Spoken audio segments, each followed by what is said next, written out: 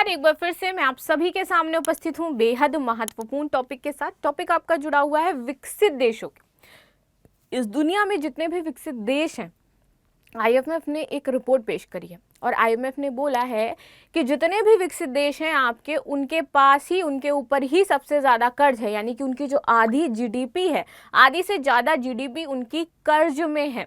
अब आखिर ऐसा उन्होंने क्यों बोला है, क्या डेटा यहाँ पर दिखाया गया और कौन कौन सी इंपॉर्टेंट चीज़ें हैं, साथ ही साथ इसमें हम ये समझेंगे कि भारत कर्जे में कौन से स्थान पर आ रहा है। कर्ज तो भारत के ऊपर भी है ना, तो भारत कौन से स्थान पर है, इसको हम समझते हुए आगे बढ़ेंगे। ठीक है, मेरा नाम है प्राची मिश्रा और संस्कृति आईएएस के इस प्लेटफॉर्म पर आप सभी का स्वागत है।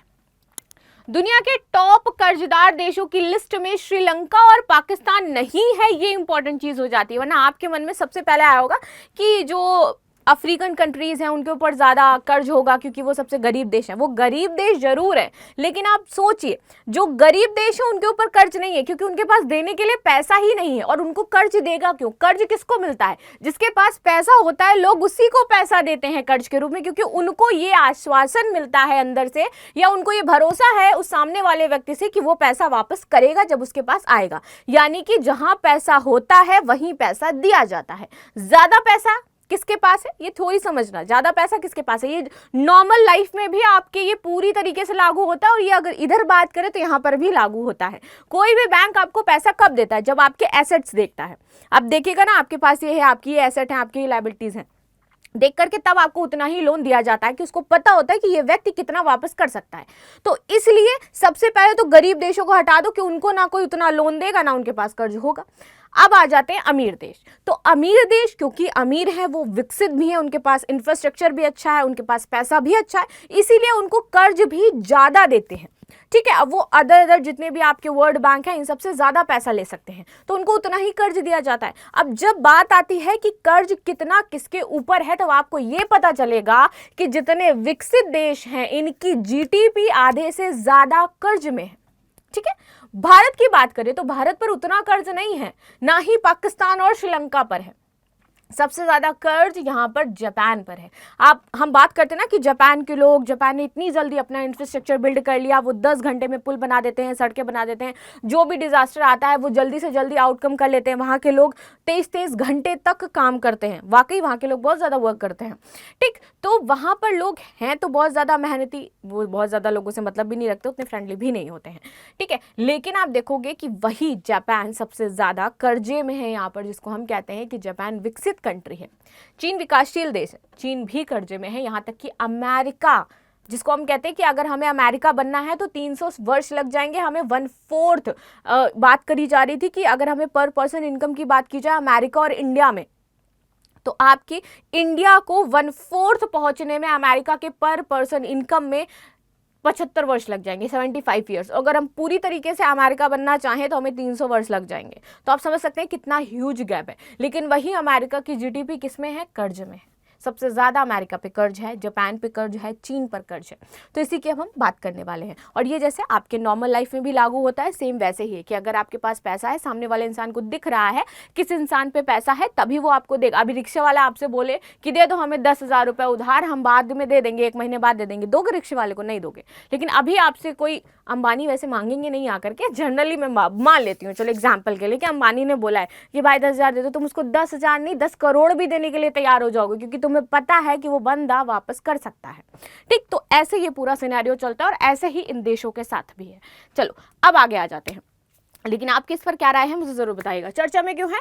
तो वर्ल्ड स्टैटिस्टिक्स ने आईएमएफ की रिपोर्ट के आधार पर दुनिया के सबसे कर्जदार देशों की लिस्ट तैयार करी है। ठीक है, वर्ल्ड स्टैटिस्टिक्स ने निकाली है, किस आधार पर? आईएमएफ की एक रिपोर्ट पेश हुई थी उसके आधार पर।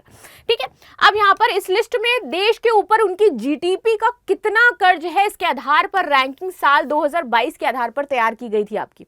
और अब ये दोबारा से आपकी रैंकिंग आई है। इस लिस्ट में दुनिया के सबसे तेज ग्रोथ करने वाला देश जो बना है वो भारत बना है। और ये जो लिस्ट निकाली गई वर्ल्ड स्टैटिस्टिक्स की, इसमें ये देखा गया कि सबसे ज्यादा तेजी से जो पूरे वर्ल्ड में ग्रोथ कर रहा है that is India right now. अभी भारत है और हमें इस चीज पर प्राउड फील करना चाहिए कि अगर वर्ल्ड में रिपोर्ट ऐसी आ रही है तो वाकई इंडिया अच्छे से ग्रोथ कर रहा होगा इन फ्यूचर। क्योंकि आप देखो, इंडिया ने इनोवेशन में बहुत अच्छा करा है।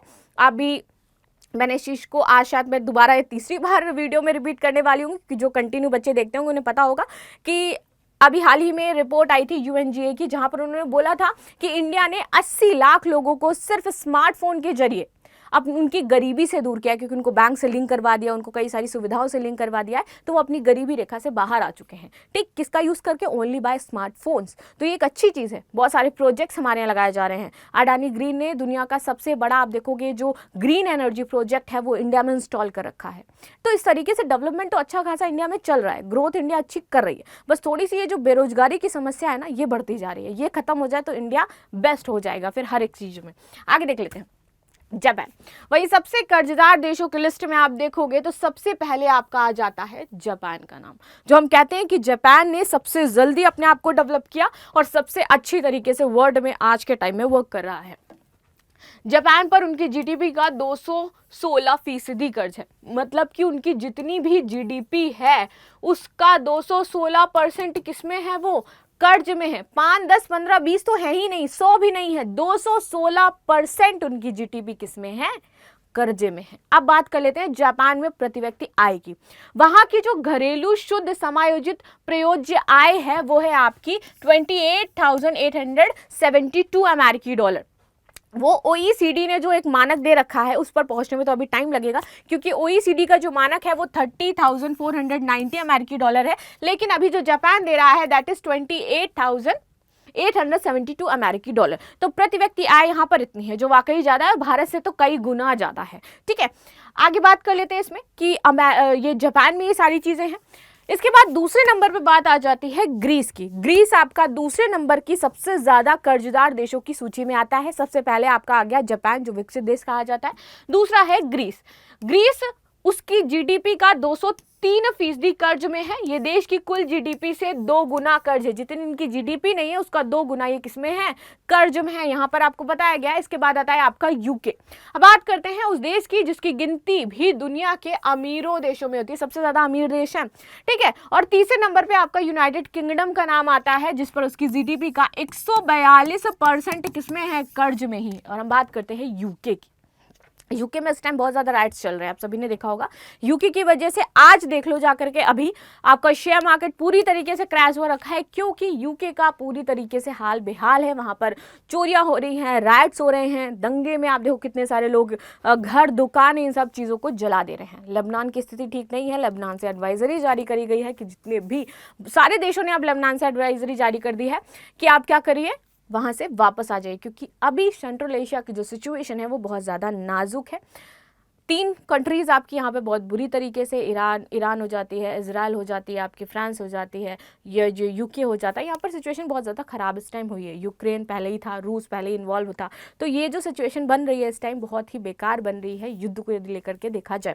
और अगर वाकई युद्ध होता है तो अमेरिका के साथ साथ इंडिया जो है, बेसिकली इंडिया की ही मैं बात कर रही हूँ, बहुत ही ज़्यादा इफेक्ट पड़ने वाला है यहाँ पर हर एक चीज़ को लेकर के। ठीक है, चलिए आगे देख लेते हैं। यहाँ पर लेबनान की बात करें, चौथे नंबर पर आपका लेबनान आ जाता है, और इसीलिए मैं इसकी बात भी कर रही थी। ठीक है, तो लेबनान आपका किस नंबर पे है? चौथे नंबर पे है। लेबनान पर उसकी जीडीपी का 128% कर्ज में है। ठीक है, फिलहाल ये देश पूरी दुनिया में भारी युद्ध संकट से वर्तमान में जूझ रहा है, आप सभी जानते हो यहाँ पर, और इसी को लेकर के एडवाइजरी भी जारी करी गई है। स्पेन की बात कर लेते हैं।